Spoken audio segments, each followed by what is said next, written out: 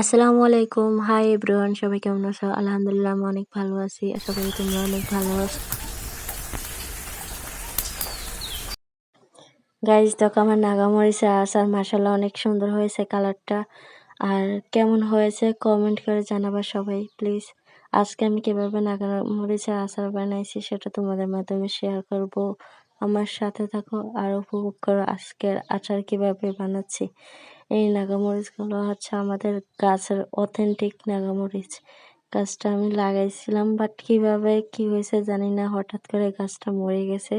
তো ভাবলাম যে মরিচগুলো ধরেছে মাশাআল্লাহ অনেকগুলাই ধরেছে, এগুলা দিয়ে আচার তৈরি করব। তো কিভাবে আচার তৈরি করব সেটা তোমাদের মাধ্যমে আজকে শেয়ার করব।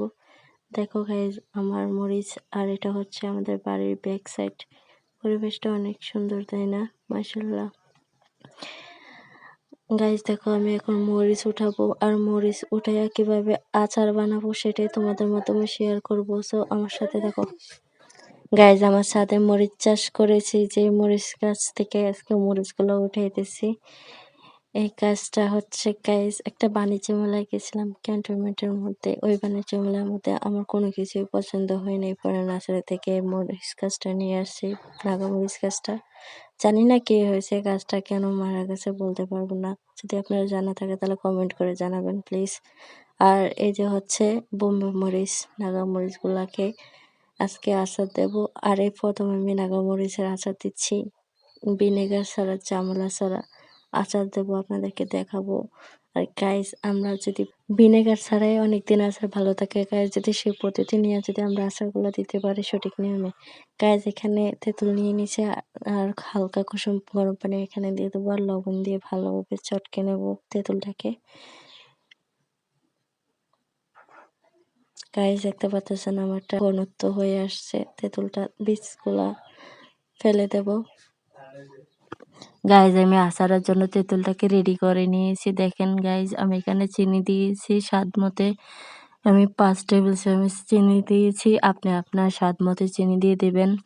তারপরে এটাকে ভালোভাবে মিক্স করে নিচ্ছি, চিনিটা গলে আসা অবধি এটাকে ভালোভাবে নাড়বো। তারপরে এটাকে এক সাইডে রেস্টে রেখে দেব। গাইজ দেখতে পাচ্ছেন অনেকটা ঘনত্ব থেকে পাতলা হয়ে গেছে চিনি দেওয়াতে। আর এদিকে আমি এখানে বোম্বে মরিচগুলাকে ভালোভাবে পরিষ্কার করে নিচ্ছি ডাঁটগুলা ফেলে। গাইস মরিচগুলা লাল, অনেক ভালো লাগতেছে কালারটা অনেক মাশাআল্লাহ।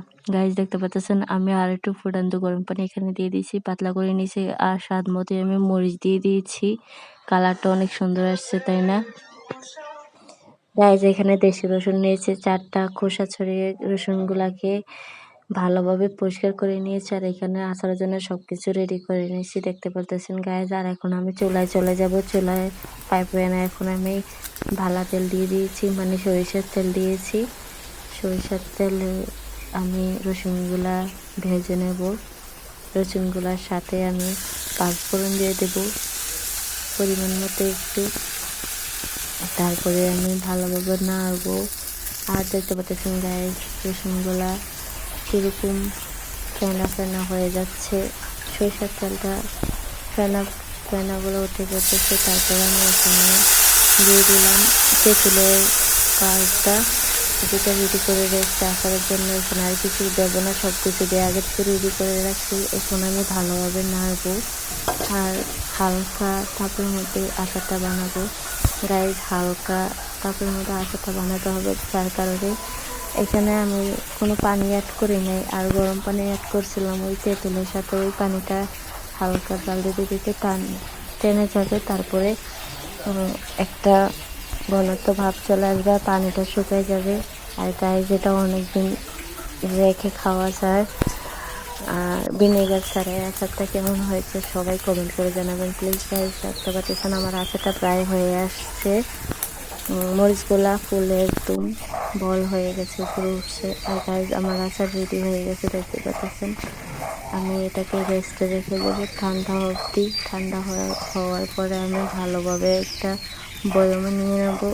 এই যে গাইজ দেখতে পাচ্ছেন আমি বয়মে নিয়ে নিয়েছি, মিনি বয়মে। আচারটা কেমন হয়েছে প্লিজ কমেন্ট করে জানাবেন। সবাই ভালো থাকবেন, আল্লাহ হাফেজ, টাটা।